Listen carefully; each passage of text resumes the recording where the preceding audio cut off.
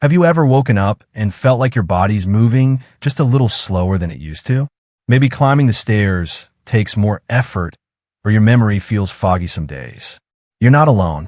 Aging is natural, but what catches many people off guard is just how quickly certain health risks can creep up after 75. And here's the thing, most of them can be managed or even prevented if you know what to look out for. I want to start today with a gentle but important reminder. Just this morning, the world received sad news. Pope Francis, a figure loved by many for his kindness and humility, has passed away at the age of 88. He lived a long and meaningful life, but like so many in their later years, his final battles were with his health. Pneumonia, complications, and fragile strength. The same struggles that affect millions of seniors every year. And while we honor his memory, we can also take a lesson from his journey. It's never too late to take care of ourselves, and every step matters. So, let's talk about the real threats. The ones that silently affect millions of people over 75, but often go unnoticed until it's too late. In this video, I'm going to walk you through the top 5 killers in this age group, and more importantly, how to beat them with simple, daily habits. Let's start with one of the most dangerous, yet most overlooked, heart disease. Now, I know you've heard about heart disease 100 times, high blood pressure, clogged arteries, cholesterol. But here's the thing that surprises many people. After 75, your heart actually becomes more sensitive to stress, dehydration, and even minor infections. A little flu can suddenly lead to heart complications. A missed meal or a hot day can trigger blood pressure swings. And sadly, many don't realize what's happening until they're in the emergency room. But here's the good news. Your heart is still listening to you. It responds every single day to how you treat it. Gentle walks after meals, a glass of water every few hours, even a few deep breaths in the morning, they all add up. You don't need to run marathons or change your life overnight. Just stay consistent. Keep your body moving in a way that feels good. Walking to the mailbox, stretching your arms while watching TV, dancing a little when your favorite song comes on. It all counts. And food? Keep it simple. Less salt, more greens, smaller portions, and don't skip breakfast. Even something as humble as a bowl of oats with banana can do wonders for your blood vessels. Now, alongside heart disease, there's another silent killer that creeps up with barely a whisper: stroke. A stroke doesn't always come with a dramatic fall or a slurred sentence. Sometimes it shows up in tiny warning signs: a brief moment of confusion, a flicker of vision loss, a sudden stumble you brush off as clumsiness. After 75, these warnings can't be ignored. What causes most strokes? High blood pressure, poor circulation, and blood clots. And again, the key isn't fear, it's awareness.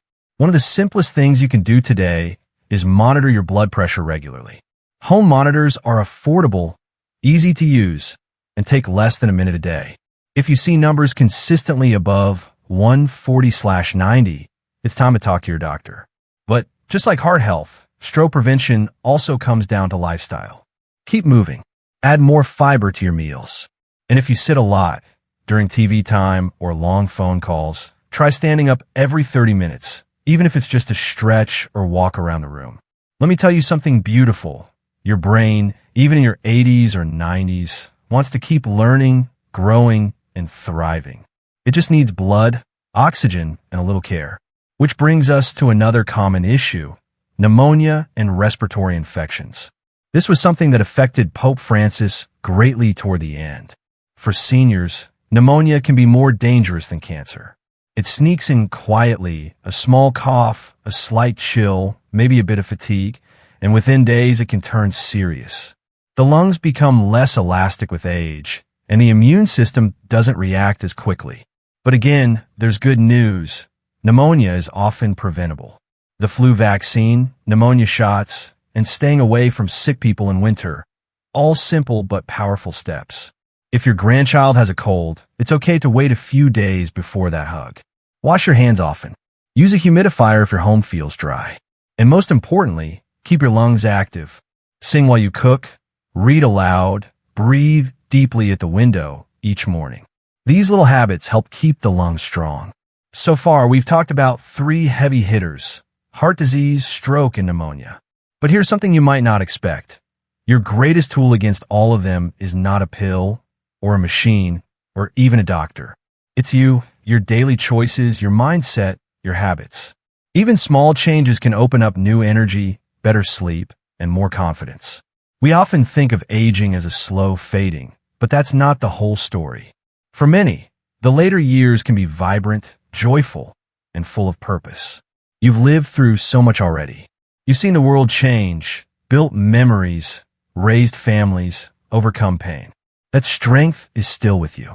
Now's the time to use it to protect your body, not with fear, but with care. Just like Pope Francis lived with gentleness and resilience, we too can carry ourselves forward with grace, strength, and hope. Now that we've talked about these crucial first few risks, let's keep going because there's still more we can do to protect our health and enjoy the years ahead. One of the most heartbreaking things I've seen, and maybe you have too, is watching someone who was once full of life slowly lose their spark. Not because they've grown older, but because their mind and body have started to drift apart. This brings us to another silent danger that's often misunderstood: Alzheimer's disease and other forms of dementia. It doesn't happen all at once.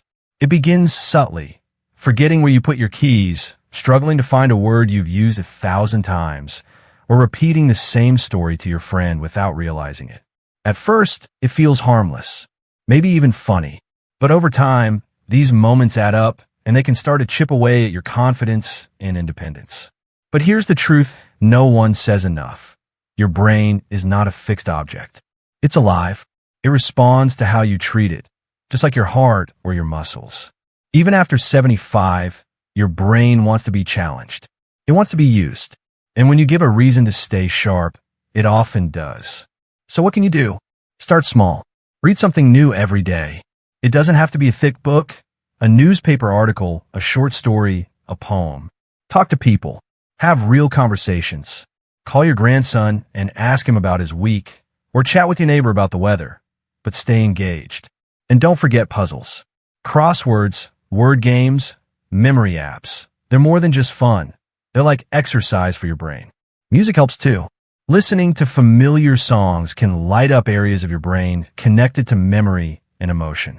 Even better, learn a new instrument or sing along. And perhaps the most underrated brain booster: movement.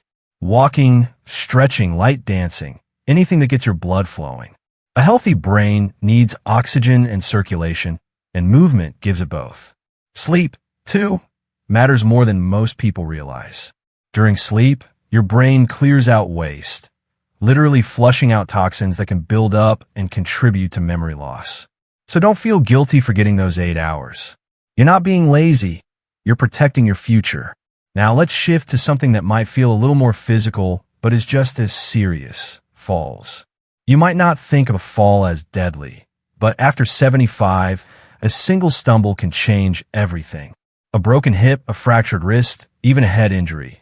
These things can lead to long hospital stays, infections, loss of mobility, and sadly, a decline in overall health that's hard to recover from. And here's the hard truth. Most falls don't happen in icy driveways or crowded sidewalks. They happen in our own homes. In the hallway when the light is dim. In the bathroom when the floor is wet. Or reaching for something on a high shelf and losing balance. But here's where we flip the script. You can fall-proof your life starting today. Look around your home with fresh eyes. Are there rugs that slide around? Wires on the floor? Poor lighting in the hallway at night? These are all simple things you can fix. Add night lights. Secure your rugs with tape or non-slip pads. And keep the most used items at waist level so you don't have to bend or stretch too much. Invest in shoes that are supportive and slip-resistant. Not just for outside, but inside too. And don't be embarrassed to use a cane or walker if you need one. It's not a weakness, it's a smart choice. In fact, it shows courage. You're choosing to stay safe so you can stay strong. Balance exercises also help. Stand near a chair and try lifting one foot for a few seconds. Do it every day, gradually increasing your time. Or practice rising from a chair without using your hands. These little exercises build stability and confidence. And remember, strength matters. Muscles naturally weaken with age, but that doesn't mean you can't build them back. Light resistance training, using soup cans, resistance bands, or even just your own body weight, can make your legs and core stronger, reducing your risk of falling. Now I want to pause here for a moment, not to change the subject, but to reflect. The loss of Pope Francis reminds us that health is not just about avoiding sickness, but about preserving dignity, about holding onto the parts of ourselves that make life meaningful, our independence, our memories, our ability to move freely. When you protect yourself from falls, when you keep your brain engaged, when you take care of your lungs and heart, you're not just surviving. You're choosing to live fully. And speaking of living fully, there's one more health challenge that doesn't always make the headlines, but it affects almost everyone in their later years: depression and loneliness. Yes, we're talking about emotional health.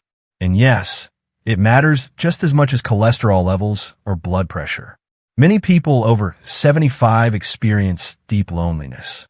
Friends pass away, family gets busy, bodies slow down, and the world starts to feel a little smaller. And slowly, without realizing it, that loneliness can become something heavier, a sadness that lingers, a loss of interest in things that once brought joy. But this is not a life sentence. It's not a normal part of aging, and it's not something to just accept. You are not alone, even when it feels like it. There are people who care. There are groups, phone lines, clubs, churches, libraries, community centers, all filled with others who want connection just as much as you do. Start by reaching out, even in a small way. A phone call, a short visit, joining a class, maybe Tai Chi or a painting group, volunteering if you're able. Even commenting on a video like this and sharing your story can be a first step. Talk to your doctor if you feel low for more than a couple of weeks. It's not a weakness. It's an act of courage. There are treatments, counselors, support systems, and they work. You deserve joy, companionship, laughter, not just memories of them, but real moments happening now. Your emotional health shapes how your body heals, how your brain functions, and how your heart beats. It's not a bonus, it's essential. Now, if you've been watching this far, first, thank you. That says something powerful about you. It says you care. It says you're still fighting, still curious, still growing. And that's exactly the kind of energy we need when we talk about the final thread on our list: cancer. I know, the word itself can feel heavy. It's a scary diagnosis at any age, but after 75, many people think, well, what can I even do now? Here's the truth: plenty. In fact, what you do today can have a real impact, no matter your age. See, cancer doesn't just appear out of nowhere. It grows over time, often slowly, quietly. But that also means we have time to fight it, time to prevent it, or, at the very least, catch it early. And that's the secret right there: early detection. One of the most powerful things you can do is not wait until something feels really wrong. Listen to your body. Is there a new pain that won't go away? A lump that wasn't there before? A change in appetite, weight, skin, or bathroom habits? These are not just part of getting old. They're your body's way of waving a little red flag. Don't ignore it. Make those doctor appointments. Ask questions. Get the screenings. I know it's easy to push it off, especially when clinics feel overwhelming or you're tired of medical jargon. But your voice matters. Your life matters. And if something feels off, it's worth checking out. And then there's the other side of the coin: prevention. You've probably heard it before. Eat more vegetables. Avoid smoking. Cut back on alcohol. But these aren't just nice suggestions. They are tools. Real tools that lower your cancer risk in ways that are proven and powerful. Let's start simple: your plate. Think color. The more colorful your meals, greens, oranges, purples, reds, the more antioxidants and nutrients you're feeding your body. These are the little warriors that fight off damaged cells before they turn into something worse. Now water. Not exciting, I know, but absolutely essential. It helps your body flush out toxins, keeps your organs working properly, and reduces your risk of colon and bladder cancers. So fill up that glass, even when you're not feeling thirsty. Next, your habits. If you still smoke, I'll say this with love: it's never too late to stop. Even quitting after 75 can lower your risk of certain cancers and help your lungs heal. That's a gift to yourself that's worth more than gold. And if you drink, be mindful. A glass of wine here and it may be fine, but excess alcohol, especially when mixed with certain medications, can increase your cancer risk and weaken your immune system. So often, people think, well, I've made it this far. Why change now? But that thinking, that's exactly what we want to challenge. Because the truth is, you're not done. You still have time. Time to enjoy.